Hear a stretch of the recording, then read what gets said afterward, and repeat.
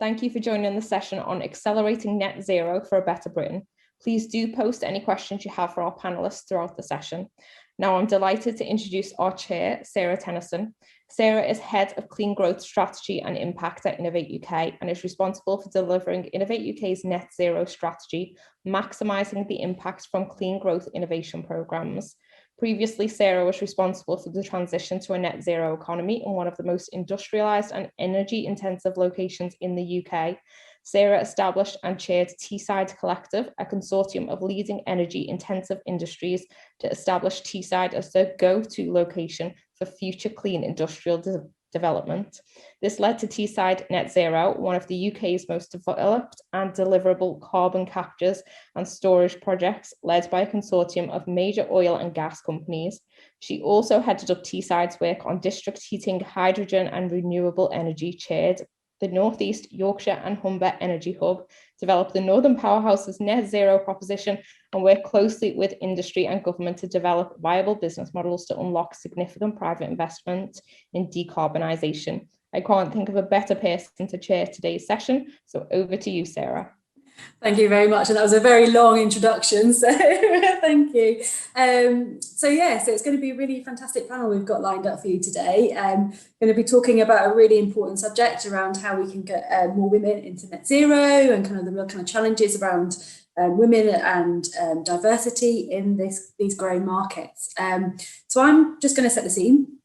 I'm just going to talk for a couple of minutes before we then introduce the panel, and the panel members can introduce themselves. So in terms of climate change, globally, climate change will impact women way more than it will impact men. It's going to expand those already existing gender inequalities which exist. In fact, of all the people that have been displaced so far through climate change, 80% of those are women, which to me is quite incredible. And also, if you look at the ways globally that we can tackle climate change, the top 100 ways that we can tackle climate change, we always think about things like renewable energy, etc. The sixth most important way is to educate girls. And we just don't talk about that. We don't talk about the fact that actually, educating girls will have a really, really big impact on climate emissions and our trajectories. But for the UK, net zero is going to expand global markets. It's going to provide lots of opportunities for new businesses, new solutions, and that grows the market and the opportunities that there are for women to get involved. There are already 500,000 jobs in the low carbon sector and their supply chains.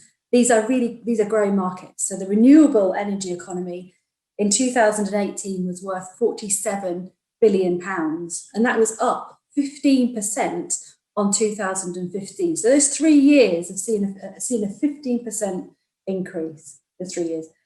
The global trade in low carbon goods and services is expected to grow from 150 billion in 2015 to £5 trillion in 2050. That's a massive expansion. In fact, by 2050, we're expecting that the exports from the UK for low carbon goods and services will strip our entire exports were in 2015. So these are growing global markets where there is a real opportunity for women to take a really strong role in providing those solutions and growing those businesses and taking a real leadership opportunity. So there's a real opportunity there. However, only 12% of engineers are women. There are no women on the COP26 negotiating team. Less than 1 pence in every pound of venture capital investment goes to all women founders, when 89 pence in that pound goes to all male teams and the remainder to mixed gender teams. And it's not just about gender. The environmental sector is 96.9% white British. So there's some big challenges there, some big opportunities, but some really big challenges. So to discuss all of that, we've got a fantastic panel. And to start the introductions, I'd like to hand over now to Wendy, who's going to introduce herself. Good afternoon, everybody. Thank you, Sarah. My name is Wendy Prim. I'm a chartered civil engineer and I've worked within the realms of circular economy for a number of years. I I'm the founder and circular architect of my own business, The Way Forward 2045. And I'm also the head of operational excellence for a group of companies known as National Pride, which exist across the UK. And I'm an enterprise fellow at Strathclyde University in the business school, and I've just been accepted on Homeward Bound, which is a leadership programme for 12 months, which culminates, pandemics allowing, in a trip to Antarctica next year in March to see sort of climate change up close and personal. Thank you. That's fantastic. Thank you, Wendy. Amna, would you like to introduce yourself? Yeah, thank you. Hi, everyone. Good afternoon. I hope everyone had a nice weekend, first of all. And I'm Amna Bazanti. I come from an economics background and working in the engineering and sustainability field for Q Technology as a project development manager working on the business development and commercial side, and also with, identifying our sales pipeline and applications where our innovative technology that converts waste and or low-grade biomass into fuels and heats and other sustainable energy sources, and identifying project opportunities. So I get to talk a lot to different types of industries and also with government about policy.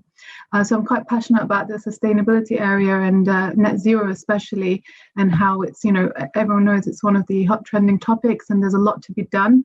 So it's really exciting to be part of the contribution that helps us achieve net zero. And I think today's panel and discussion around women in innovation and women contributing to net zero is really one that hits close to home. One, because I'm a woman, and two, because a lot needs to be done, and we all see it. There's not enough of us in this field. So really excited to get into the topics and discuss what we can do about that and how we can address it. Thank you, Anna. It's going to be a fantastic discussion. Jane, would you like to go next? Thank you. So lovely to see everybody today.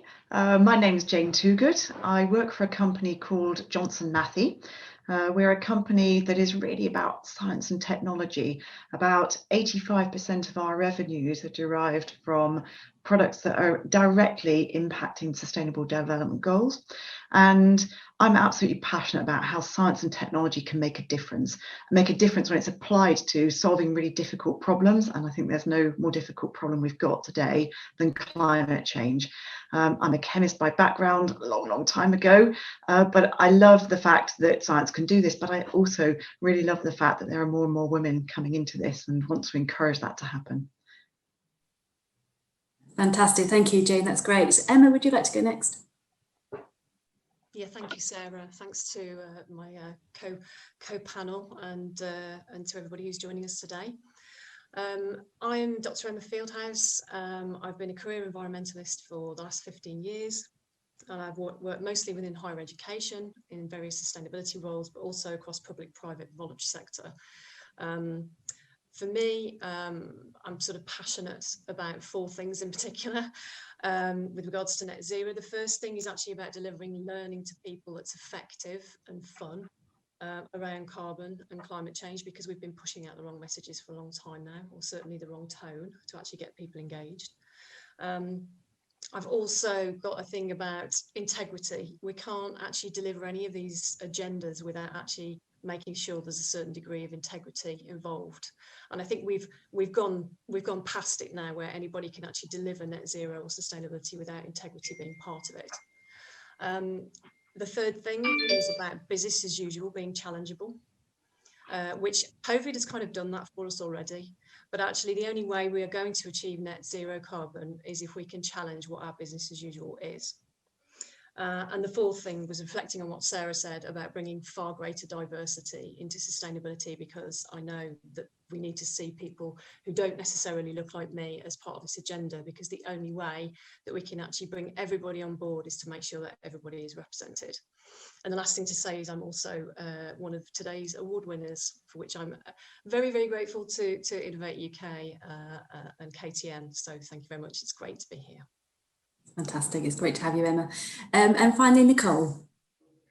Hi, happy Women's Day, everybody, and welcome.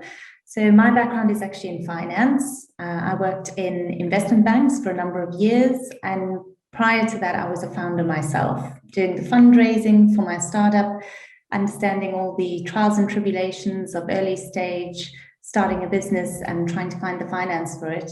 I have now gone back to being a founder. I'm the co-founder of C Capital Platform, which is a fundraising platform for female founders, where we try and drive more capital to exceptional female founders and balance the playing field for these founders. All the while, throughout everything I've ever done, I've always supported, mentored, and advised female founders on how they can, get access to capital. And I've also done a number of angel investments myself in female founders.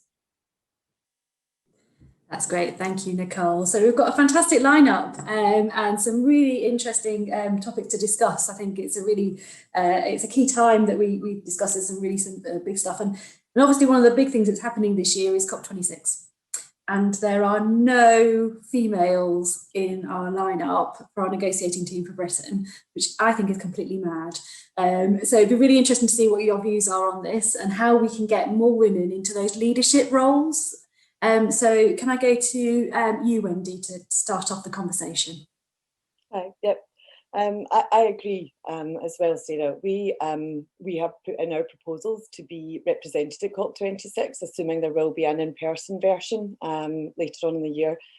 And I find that, similar to what the other ladies have said, that the agenda around understanding the perspective of how that impacts on other minority, whether it's colour or whether it's gender, is actually really important, because it is about understanding the views and perspectives and how those impact on one another. And that's where unconscious bias comes into play. And whilst over the last 20 years, I've noticed a significant change in business practices and the way that women are included in the conversation. They're included in the conversation as an afterthought, almost as though CSR, and CSR started out many years ago where we are now with COP26. COP26 isn't an event, it's a way of life, it's about how we change things.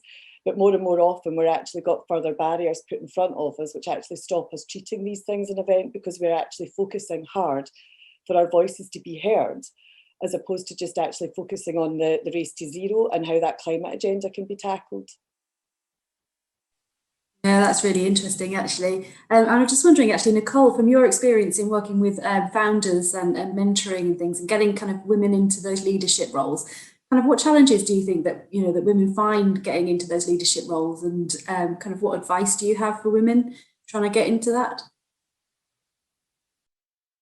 You're on mute, Nicole. I can speak from two different angles. The one would be, seeing the female founders trying to get a voice at the table, and also, from the other side, doing it in the corporate world myself. I think what Wendy highlighted about, having a voice to speak up is very important. And this is why it's so important that we actually involve men in these discussions and bring them on board to, help drive this forward. Because you can be in a room, be the only female in the room. If there's one or two males who will kind of give the floor to you to speak and help you with that, then the others start to listen as well. So on the gender side, I think that's really important. And I think it's also trying for younger women, and I try and do this with my daughters as much as I can, try and teach them, to be scared and be brave anyway, and get up there and speak. If nobody's, giving you the chance to do it, take it yourself. Really, really good advice, isn't it? I'm just wondering, Anna, from your experience of working with a startup company, etc., what's your experience of leadership and getting women into leadership positions? So that's a good question. I think it's definitely a bit different. Also because we're quite a small team, and personally, I'm you could consider that I'm quite early on in my career, just entering into my third year. I started off with the startup as a placement student, so an undergrad, and managed to stay with them throughout. And initially, of course, you just work with the managers. And you tried to pitch ideas, and it was quite scary because I was the only female in the whole office out of 10 people. But also, I felt like I got encouraged, and also because we're such a small team, we were able to liaise and communicate with our directors quite a bit. And even as an intern, you were doing work that they were directly asking for, so you got exposed to that. And then eventually, I end up now reporting directly to the directors and the founders of the business, and therefore I feel like I got exposed to it a bit, got a seat at the table a bit sooner. So it kind of expedited the process of moving up the chain, and also because the company is quite passionate about supporting women and encouraging women to come into this industry, I got a better chance at doing that. So I think the most important part to summarize is if the company have those ethics, and as Emma mentioned earlier, the integrity, they will definitely address the issue and put supporting measures in place to help that happen.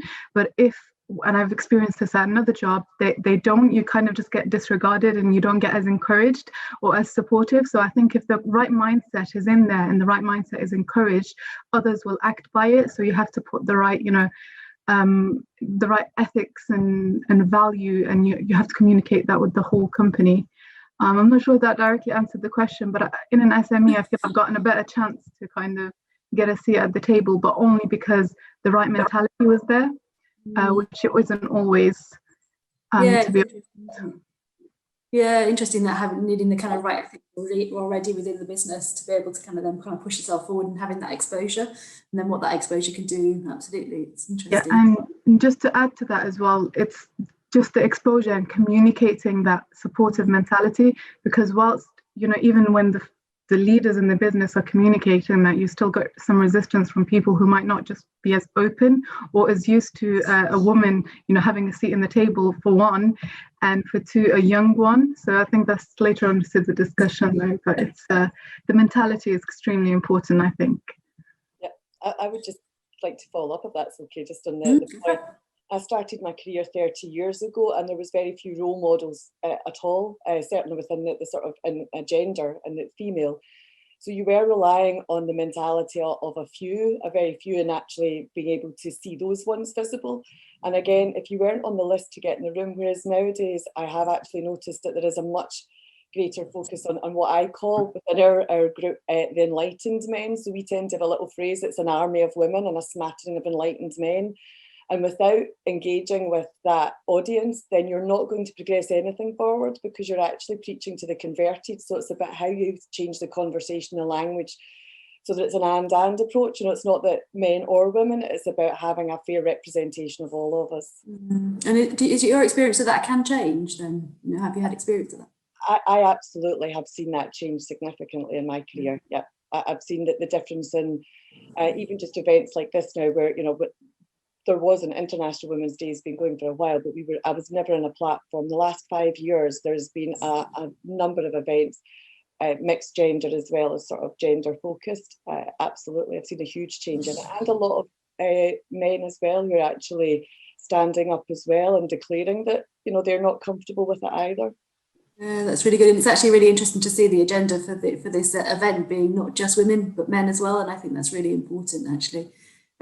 Jane, you work for a really big organisation, and you're obviously a leader within that organisation. So what should be your experiences of kind of culture and how things have changed, and how you kind of got to the position that you're in? Yeah, I mean, I've been also working for over 30 years, a long time now, and I guess, I think at the heart of it is that topic of values that was just raised. I mean, in the end, you want to work somewhere that's got values that are aligned with your own. You want to work somewhere where everybody's voices count. Everybody's included. Everybody's ideas are good. It doesn't mean to say you can do everybody's ideas, because otherwise there'd probably be chaos if you've got some really good diverse thought around the table. But ultimately, hearing that and refining and improving the ideas of what to take forward as a consequence is vital. And I think, one of the things that I also say to my own kids, in the end, you need to work somewhere where the values align with your own. And I think there's two other points in that. As a leader, I think it's very important to give people the chance to contribute. So it's very important for any leader, regardless of their gender, ethnicity, background, personal biases, but to foster that inclusion. So leaders need to do that. But also for anybody in an organisation, exhibiting those values yourself is part of making the culture the way you want it, and feeling as though you're there because you make a contribution is really important. And anyone who has a job in an organisation is there for a reason, to make a contribution. So, to the point raised earlier, it's important to feel feel brave, feel bold, don't feel shy about making that contribution, because inherently you'll be bringing value in some way or another. And so don't let your confidence override that. Bring that contribution to bear. And I suppose, over time things have changed significantly, and I'm delighted that they have. But I think the world today is a much better place in terms of inclusivity. So find a place that aligns with your values and live those values yourself, I think, is a big part of making the world change. That's really, really good advice, and that provides you as well with kind of confidence and enjoyment as well in what you do in terms of your career. If you find somewhere that chimes with your own values, but also that you can make a meaningful contribution to as well, doesn't it? It makes you feel kind of good, regardless of what gender you are. So, and finally, Emma, I mean, you're an award winner, and so you're clearly a leader in your field. So, what's your experience has been about how to kind of get to the position that you're in, and your sort of advice, I suppose, for other people who are kind of looking to maybe apply for the award, etc. I mean, to be fair, I have been in higher education for quite some time, and I'd say perhaps it's not quite as developed in higher education, particularly in the higher echelons of higher education, as it is in quite a number of other sectors. So I don't think this is something, I mean, I know it's great and there have been lots of improvements over years, but I don't think it's something we can be sitting on our hands over. I think it's important for us to still be calling it out and saying, sorry, but this is just not acceptable. I mean, I have worked with some serious dinosaurs in the past, and I still use that language actually in a number of places I go to, and we all recognise those characters. Actually, to be fair, you can have female dinosaurs as well as male. But actually, I have also at the other end worked with some absolutely fantastic young people, because I've done lots of engagement work with students and volunteers over the years, and also employed many people from many different backgrounds. And it's the kind of wealth of experience and the wealth of benefit that you then get from having all of those diverse opinions. You can't match it. It cannot be matched. So I think in terms of being an award winner, then yes, I'll be telling people, we can't just settle for where we are now. It is better, but we do still need to say sorry, actually.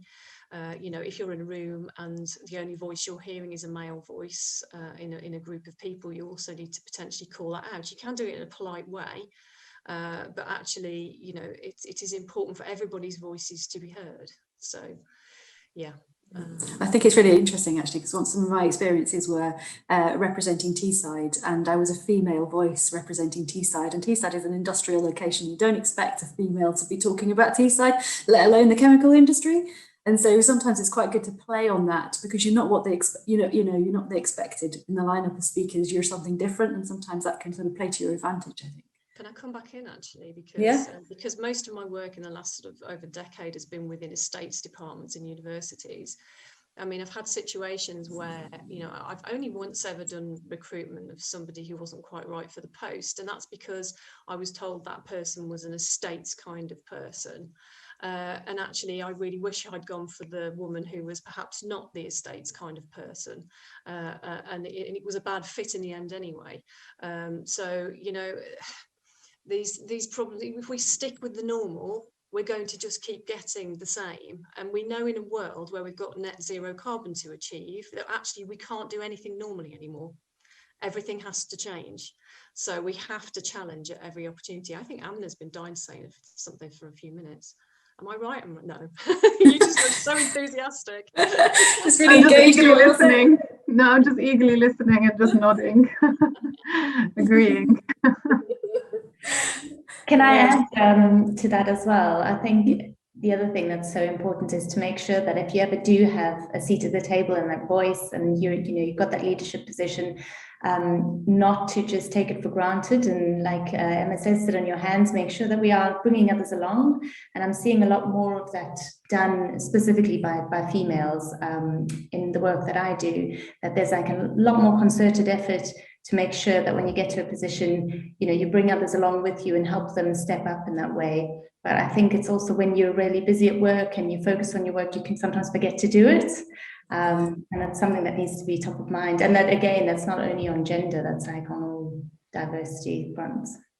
And that's based on the decisions you make, I think, as well, Nicole. The project that I've just taken on, I spent 4 months with the founders and with their investors to understand if they fitted with my values rather than the other way around, because then it was like, well, I was actually taking that control into my hands and not finding myself. So when I spoke to the founders, so it's a 50-50 board, so 1 man, 1 woman, and it was male investors, which I'm sure we'll come on to. But he actually, I think it was Jane that said, so whilst he's not a woman, what he was is actually very definitely someone who shared the purpose around net zero agenda and inclusive growth. So for me, it made the decision easier for me to realise that I would be able to take forward my interpretation of their vision and deliver it in a way that would keep everybody happy and still make a profit for purpose business, because fundamentally we need to make these system changes anyway to reach the net zero, but also from the point of view of inclusivity.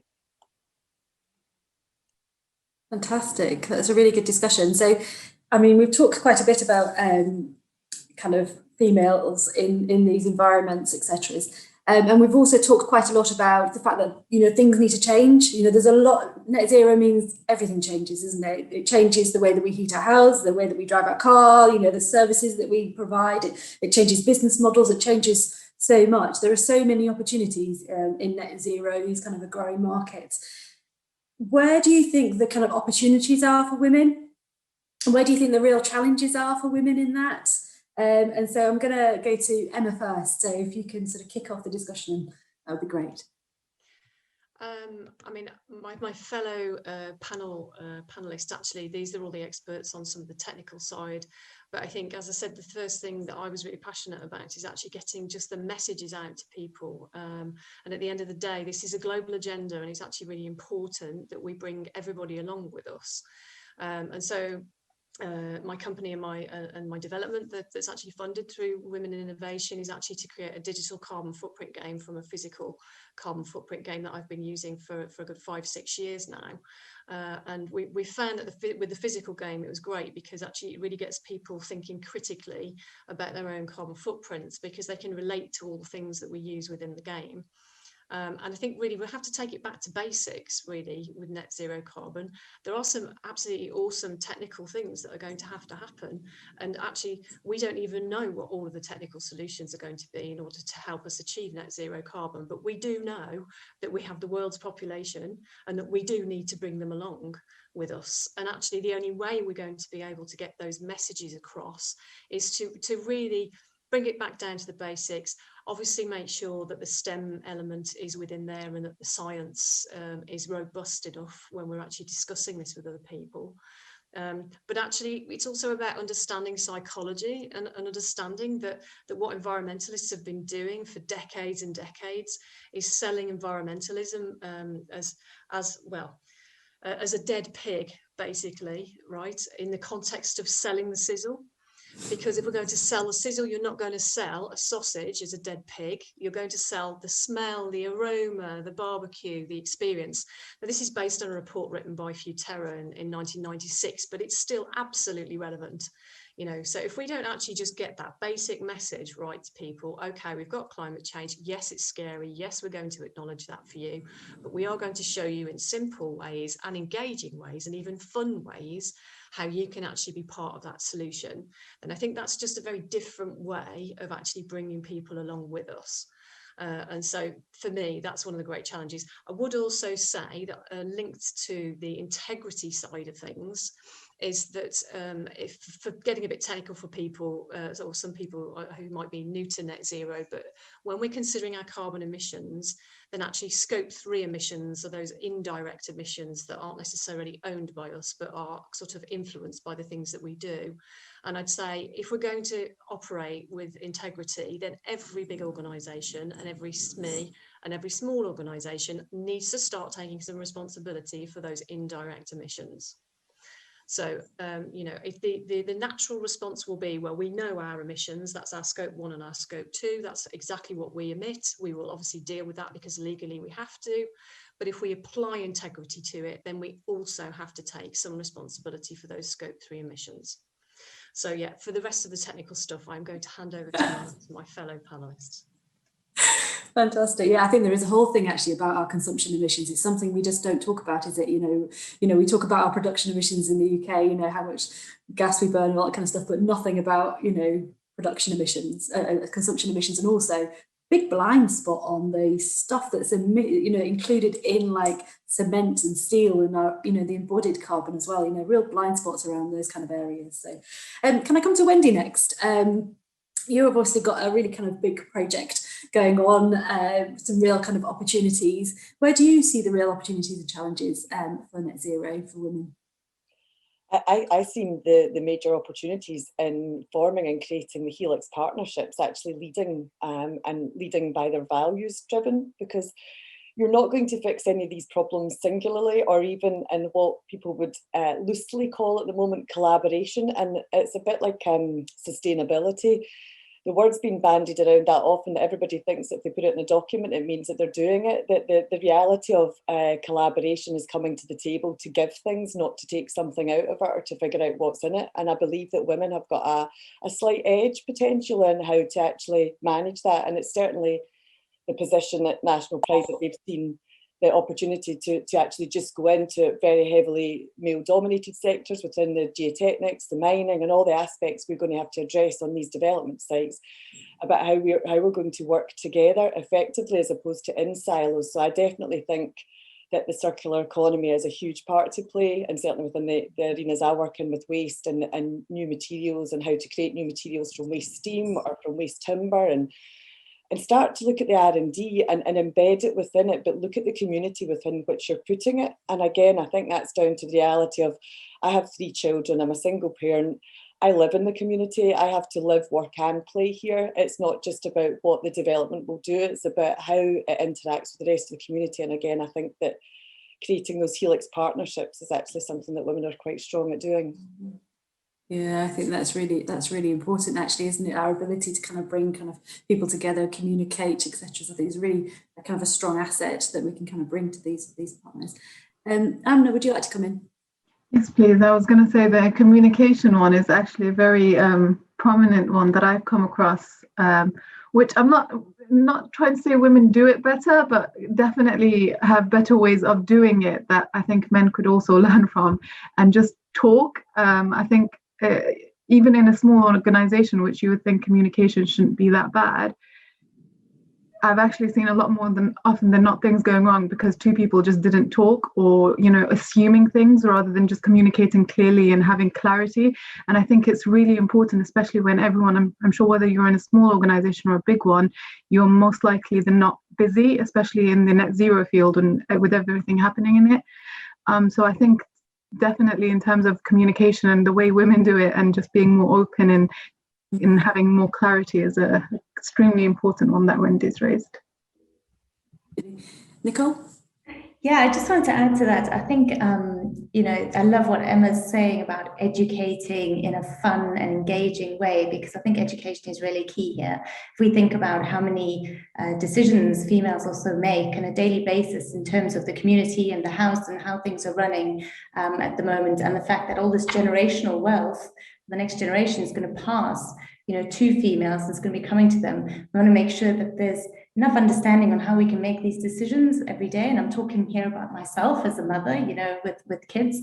Very often, I think people on the, in the household on a very basic level want to do a better job, but don't necessarily know exactly where they're going wrong. So I think that kind of education is key as well.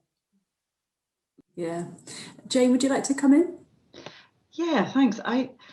It's interesting. I mean, we really do need to move. I mean, we have got to get onto this stuff and fast, which I think is the point that everyone's been making. And in that context, we can't afford to be working without using the full brain power and capability of humankind, which means, women and other, ethnic minorities are really fully contributing to this and finding solutions. So I think there's a few things that we need really. And from a logical point of view, we know we have some of the technologies we need to get to net zero, but those technologies are not all there. and some of them are still evolving. So we need more women to go into science, technology, engineering, maths, these sorts of areas to help find and evolve those solutions, not just from an ideas point of view and a research point of view, but also how to apply them, how to scale them up, how to make sure that we can really do them globally and not just in a mini scale. So there's a whole logical piece there about something where, you know, women can really make a difference. And then you come to that emotional side that Emma's talking about, and really convincing people of the need to go to move. And, you know, I definitely don't understand every technology that's out there, and you don't need to understand the technologies, but you do have to want to make life changes. And that's going to be something for everybody. And some of those changes may not be very comfortable, actually, or may feel a little bit scary and different. And there's going to be a whole aspect of communicating the things that need to come and the changes that need to be made. And organisations and governments and communities are going to be needing to work together to make that happen. And I think there's a real role there, again, for everybody, but it's an opportunity for people who perhaps haven't seen their chance to get their voice heard before. So I think there's a couple of sides where women can really make a massive impact. We just got to move faster, and that's going to be our challenge, I think, moving faster. Yeah. Completely echo on the moving fast. I think we don't recognise, I don't think the scale of the change is absolutely needed, and when it's needed. And I think there is a whole thing, isn't there, about designing for net zero, making people want net zero, because at the moment it has been sold like, what was the a sausage is a pig, you know, rather than, you know, sort of the aromas and all that kind of stuff, and making you actually want it. And we've actually had a question as well from the audience about they had some experiences with with a company and with a technological solution, and they were expecting people to get really excited about it, and they weren't excited about it. So it'd be interesting, Anna, what's your experience of kind of working in a tech startup with kind of solutions that should be really exciting solutions, and to get people really kind of engaged with them? That's an interesting one. I'm also working in marketing and upgrading our website, so I've been having a lot of conversations around this area, and it's actually it's quite challenging, especially because especially if you yourself are quite passionate about it, and you know, you see the advantages of the technology, and you could see the impact, and you're at a stage now where, for example, if you take Q stage, it's transitioning into commercialization and early adoption, where a lot of work has to go into getting people to realize it and be just as excited about it as you are. We've gotten, of course, a lot of mixed reactions, but I think key to that is finding something Jane touched on, is, you know, not everyone has to understand it to every little detail. So there's a phrase that I like using, which is simplicity in the complexity. And I think you have to kind of get people to buy into the overall vision and the impact, and you start from like that level of attraction, and then you start going into the details once you've already got their attention. But if you haven't already got their attention and aligned whatever the technology solution to what their needs are and their requirements, it'll be falling on deaf ears, which I think is a challenge, but also an interesting challenge in this field is, unfortunately, unlike, you know, for example, smartphones or laptops, where you can kind of have an easily replicable product, we have to standardize the product in this field and sustainability and net zero technologies to a certain extent, but also to a certain extent because the audiences and the end users of such, you know, energy intensive industries, etc., are so diverse and different. There's a lot of effort that has to go into the tailoring part and aligning, you know, your solution with their needs or their problems.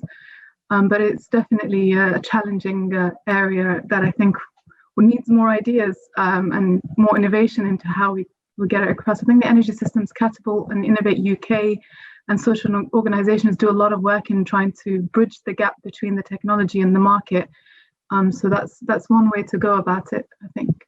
Yeah, getting technologies to the market is a challenge, isn't it? Even if we've got a solution, actually kind of getting it out there into the market is a real kind of critical element. Jane, you were talking before about getting women into these quite traditionally male-dominated sectors. I know it's something that you're really, really passionate about, so it'd be really kind of good to hear what your experiences are and kind of what you think are the solutions or some of the solutions to changing things quite substantially in these sectors. Oh, I'm sure that others here as well will views on this Everybody topic. will be. And I actually want to build a little bit on what Nicole said earlier about bringing people with you. So there's a few things. Obviously, in terms of education, encouraging girls to study science. For companies like ours, we have people in our organisation who go out to schools and do these exciting, experiments and things, and really try to engage, to encourage people to go through and study, chemistry, engineering, whatever it is that takes their fancy. And so this is very important to capture the hearts and minds of people at a very early age. I think that as young women join organisations where perhaps they are using those technologies, it is really helpful to find a like-minded community. And that can be done in different ways, partly just through friendship and the people you work with, partly through having that inclusive values-based environment that we talked about. But also in some places there are employee resource groups where you can connect in, perhaps there's an opportunity. We have different networks in our organisation where you can just connect, and sometimes talks are organised, but sometimes it's a coffee and a chat, even virtually. And then I think it's also about reaching out to people who are role models, and also for people who are a little bit further through in their careers, looking out for people who are perhaps wavering, need some support, and giving a hand and providing that, I suppose, that someone to be a sounding board, perhaps in a moment of personal question.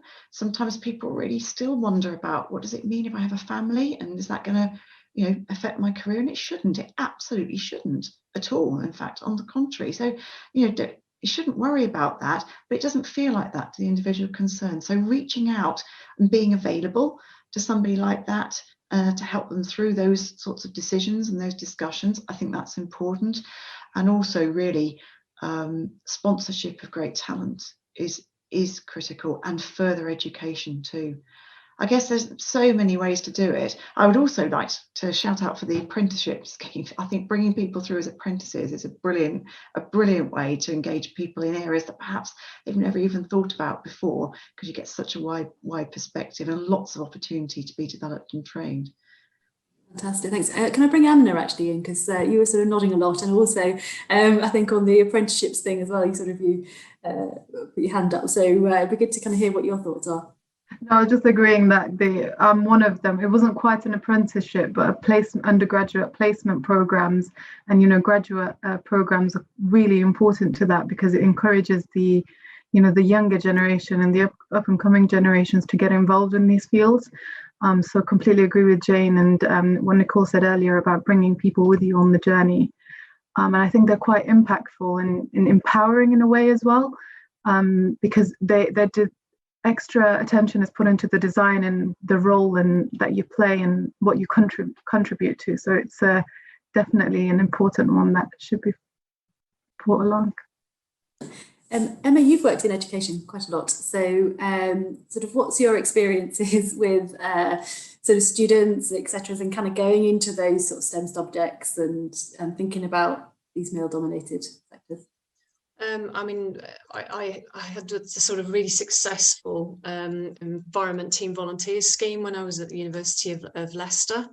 And it was lovely to see some of the student volunteers who we would work alongside. And then we had internship roles, and some of them actually managed to make it through to being interns in the team as well. And seeing that sort of, transition for them from being a student at the institution to being a member of staff. And how kind of traumatic actually that is, and as an experience for somebody going from full-time education into full-time work. You really need to be sensitive, I think, to some people to actually support them through that. Particularly if it's their first proper kind of working experience. We ran a program called Carbon Footprinting in Schools years ago. We were training students up to actually go into local schools to educate kids about carbon footprinting and create a carbon footprint with the school. And that was wonderful, because we had students from across the university, and they weren't all doing teaching qualifications, so they were doing a variety of subjects, and it was great to have students come in and actually go, I'd never thought about teaching before, but now I've had that experience, then I'm actually thinking about doing Teach First. So it's amazing how, you know, when you provide these opportunities for people, how they will just, you know, eventually find a path. And I've had so many absolutely fabulous students over the years who've said, oh, you know, I came in, I just did some volunteering with you, and now I totally want to work in sustainability. You know, I had one student at one university said she learned more about sustainability in 2 days with me than in a 4-year geography degree, but shh, don't tell anybody. Oh, I just did. Can I just add to this? There's the thing that we're talking about is all great, because we all know that there's change and it's positive. There's also an awful lot of negative stories, and I think, I'm sure it was Emma that said there, it's about relaying back that that does exist, but it's also about calling out and signposting what to do for young women in those positions as well. When I was at university, there was 66 people in my class, and there were 6 females, and I was one of those 6 females. My daughter went on to do product design engineering. There was 100 people in the class, and there was 5 girls. And this was in a combined class. It was a different route she'd chosen. The universities and the colleges have got a really fabulous gender policy, and there is lots of opportunity for her to come forward. One of the comments that had been made in one of the departmental meetings at Strathclyde recently was, that's all right as long as they understand what is acceptable, and that's up to us to call it out. My daughter had extreme challenges, which caused her to drop out of her mechanical engineering part of the course. Not because of the lecturers. Now, this was just 3 years ago. This was because she was in a small class of 17. This was the specific M&E module. And it wasn't the teachers or the lecturers per se. It was the fact she was the only girl in a group of 17 boys, and there was no facilitation to encourage 17-year-old boys to deal with what I felt was a very pretty looking 17-year-old girl. And I'm biased because she's my daughter, but they didn't know how to interact with that. And there was no active facilitation. So she left, even though she knew the benefits. She's now doing something else in engineering, but decided that to do her further academic was not for her at this time. And I think it's important that we start to realise where the problem exists, and not just saying the colleges and universities are dealing with it. It's about everyone in society. It's cultural. And that's a much bigger question than just, you know, the education department themselves. It's about having the space for someone safely to call that out and to feel comfortable calling that out. That's really important, actually. It's a really interesting point you've made there, because it does need everybody in society, not just kind of women, to deal with this, isn't it, really? And it is kind of a culture issue. Nicole, can I bring you in?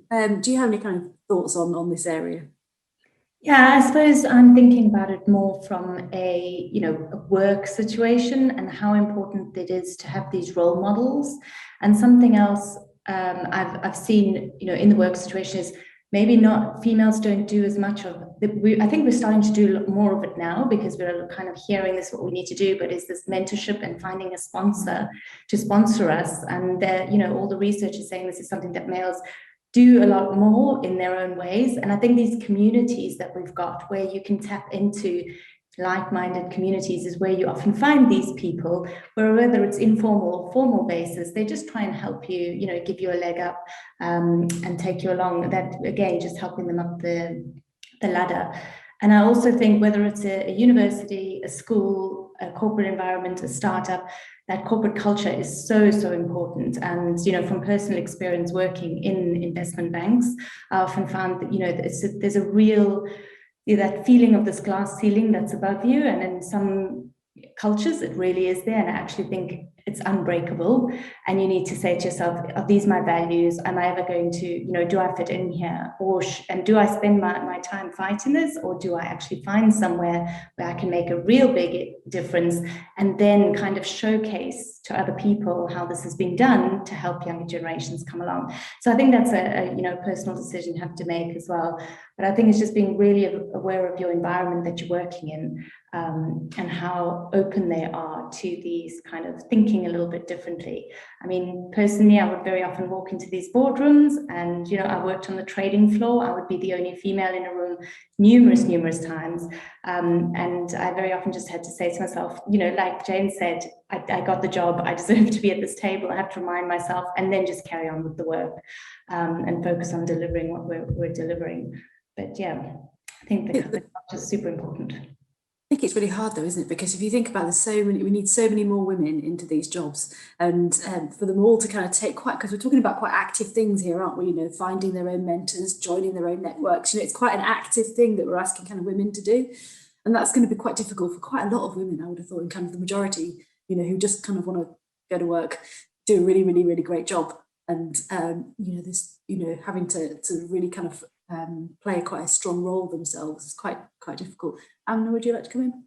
Yeah, I'd like to just bring attention to a mentorship program that I'm actually currently part of, that I think the Innovate UK also sponsored. It's the EY region women in senior roles or something like that, women in management and innovation in this field. And I think the presence of such mentorship programs, you know, mentors, mentees, etc., is really helpful. And just touching on what Nicole just said, it's a really important question about, I know I myself said earlier, the supporting mentality and the mentality existing in the place is a really key enabler to, you know, women, empowerment of women and women taking leadership roles, but also how much effort should go into that side of things, and how much effort should we put in encouraging women to be the change if it's not already, if the mentality is not already there. How do we bring that mentality? And it's not easy. It's easier said than done, but it's also an important part of it, not only to choose a place where it already exists, but also bring it to a place where it doesn't currently exist, and basically fight your way through it. But I think we do need to be encouraged to do a bit of both, hopefully with the latter leading to the former one eventually. I think that's a really important point, isn't it? Because you could go to a place and if it's not right, just leave. But also you have to, you know, we do have to change places, and it's, you know, we have to kind of play that role of really kind of changing kind of locations and cultures, rather than just accepting what is there.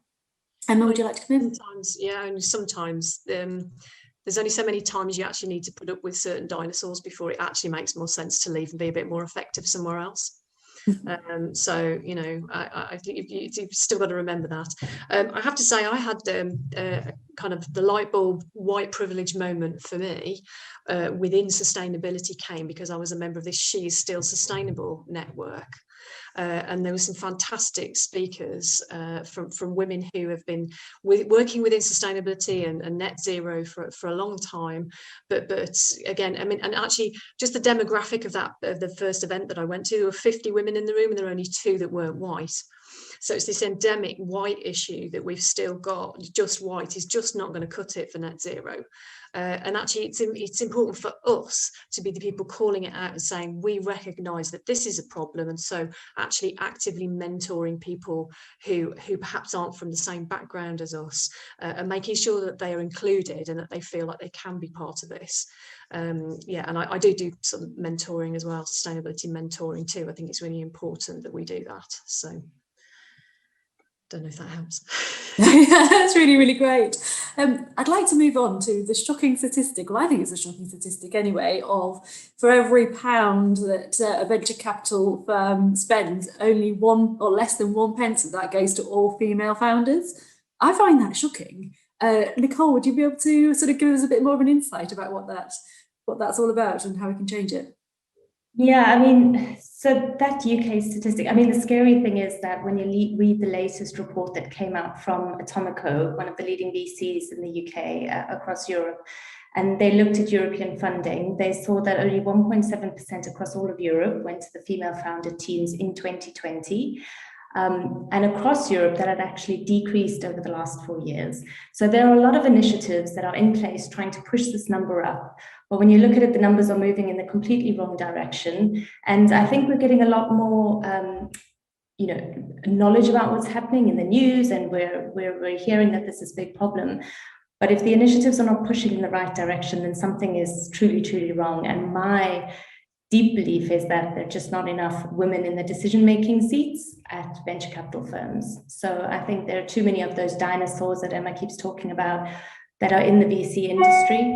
And strangely enough, moving from kind of investment banking into venture capital area or investing area, you expect it to be much more innovative, but I think there's still so much space for change to happen here and for more females to actually be writing the checks. Wendy, you had some experience, haven't you, of raising some finance for the projects that you've been working on. What's been your experience, and you sort of talk previously a little bit about it. Yeah, I mean, the experience that I've had in previous projects is about taking sustainable projects through to being inclusive, to consider all genders and all types, that whenever you're putting that into engineering situations, they will work if the customer is fully addressed, and the customer is generally of a mixed and diverse nature. And if you have not got people within the organisation who are able to see that mixed nature, then the purpose of the building or the structure or the infrastructure you're creating will only account for a white male perspective. And I think what I've found in the past is that's been exceptionally difficult to actually get any traction. You get lots of promises, you're pushing against a closed door.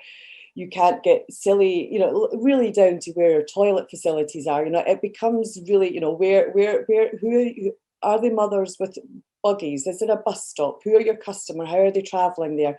Can you support their travelling means? Those are conversations that are generally not, or were not considered appropriate or relevant. But if that's your customer, and that is the person that you're ultimately serving at the end, then their perspective is really important. And I think it's, I think it's dreadful that that's the situation we're in. But I think it's the same with any engineering or finance, that the numbers are still not increasing in that C-suite and that senior management position. And as I said earlier, doing the work with National Pride at the moment, for me, it was very key that I understood where the investors, and there's 3 different types of investors. They're all males, but they're all got slightly different diversities, and they are all from different backgrounds and cultures.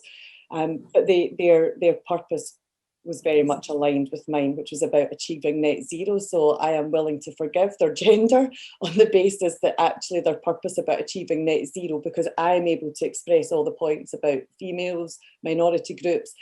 And in some occasions, we live in an ex-coal mining area, 2 of the projects, and it's about the culture that's already present. So that's about lifting the standards of all. So yeah, sorry, I went on a bit there. That's fantastic. Can I just bring in Amna for just a quick comment, and then I'll head back, and I think we're nearly out of time. Oh. Yeah, so I was just wanted to, it's a good way to kind of end, bring this to an end as well, which Sarah will just do.